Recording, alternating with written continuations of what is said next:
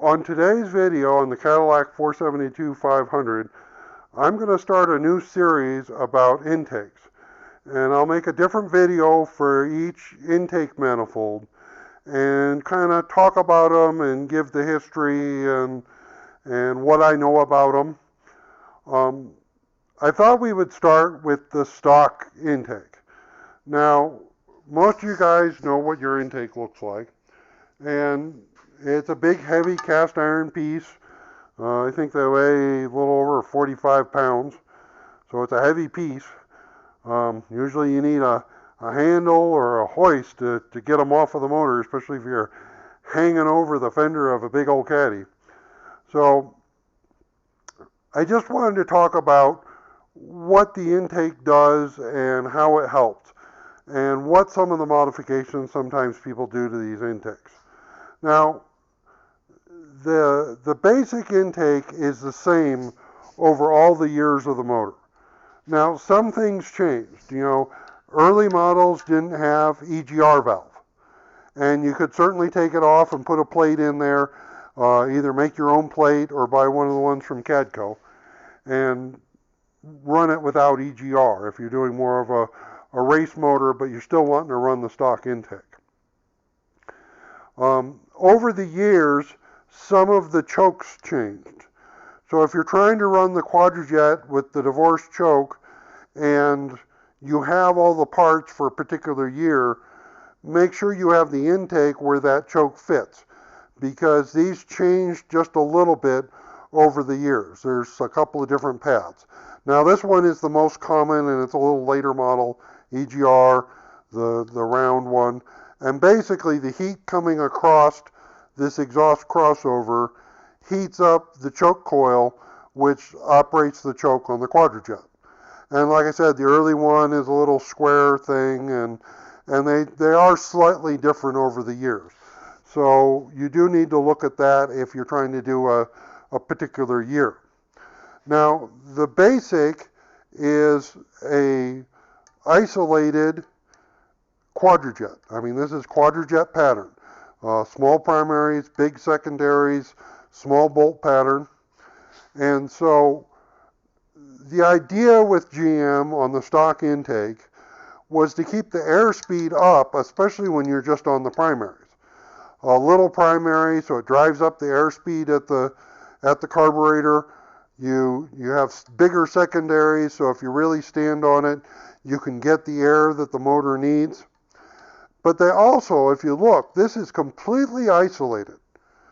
This side is feeding these 4 cylinders, and this side is feeding these 4 cylinders. I mean, it's typical dual plane, but it's completely isolated. So that means when you're drawing air, say this runner here is doing its pull, because remember, these run in sequence. They don't all pull at once. You have a firing order, and it follows the firing order, and each runner draws once at a time. So when this runner draws, it's only drawing on half of the carburetor. And this allows the carburetor airspeed to be higher. So if you're working on low end especially, if you start cutting this all out, then suddenly you're drawing on the whole carburetor, and the airspeed at the carburetor drops, and your just off idle performance drops. And that's why GM did this, is they wanted you to have that instantaneous response the minute you just give it gas. And by keeping it isolated, they keep the airspeed up at the carburetor. And that's also part of the reason the Cadillac has a 800 CFM quadrajet, is because when this runner is drawing, it's only drawing on half the carb. So even at wide open throttle with both primary and secondary opening, this runner is only pulling on 400 CFM with carb. If you cut all of this out, the airspeed can drop to the point where you have trouble. And that's why I tell guys, if you want to modify it, try and keep it divided. Because the lower you get this center, the more sharing this runner or that runner is going to do between the two sides of the carb. And you don't really want that unless you're trying to up the power at a higher RPM. Now, restriction-wise, the intake, all the factory intakes, and I've flow tested them all, different years, early, late, in between, they all basically flow the same. There is no magic stock intake. The runner itself flows about 226 CFM, and that's very consistent through all the years. Now, there is a slight restriction where some of this joins because, and it's hard to see, but this tube part goes pretty low in the plenum area. And they did that on purpose. More plenum slows down the response of the carb. And like I said, they were trying real hard to make it respond instantaneously. And so by basically eliminating the plenum, they made the carb work really well at just off idle. And that was GM's goal.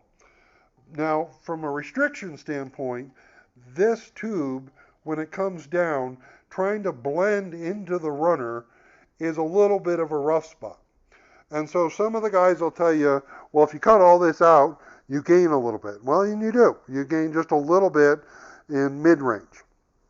But you want to try and keep that divider.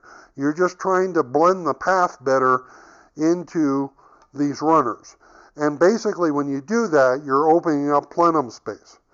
Now, if you're swapping the carb because you're swapping the motor into something, so maybe you want a different carb, sometimes guys will go to the Chevy Quadrajet because then the linkage works on their truck or whatever they're swapping into.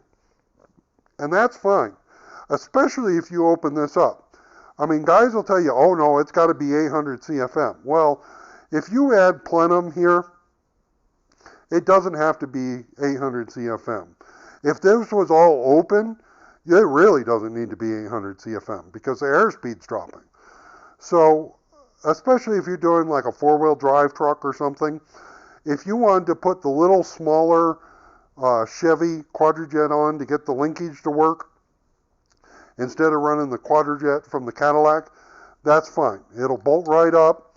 The intake will work. The stock intake is designed for good off-idle, low-end response. I mean, it's all designed for that just barely off-idle response. And you got to remember, I mean, when you're driving a regular Cadillac, you know, you're probably never going to see over 3,000 RPM. And so GM designed it to work for that RPM. And so that's the stock intake. And just to reiterate, there is no magic stock intake. The 68 doesn't flow any more than the 76. They all basically flow the same thing. So don't kill yourself getting the early one. In fact, you don't want the early one because it has that little heat it has a tin plate in here and it has a heat crossover to use the exhaust gas to heat up the carburetor and make it a little more efficient. I actually dislike that. I much prefer this one if I was to run a stock one and just block the EGR off. So anyway, that's the stock Cadillac intake. They're all basically the same. Some subtle differences. If that's what you're going to use what you have. Make sure the choke's going to work for you and have fun. I mean, it is what it is. It's a stock intake. So hope everything goes well, and I'll talk to you later. Bye.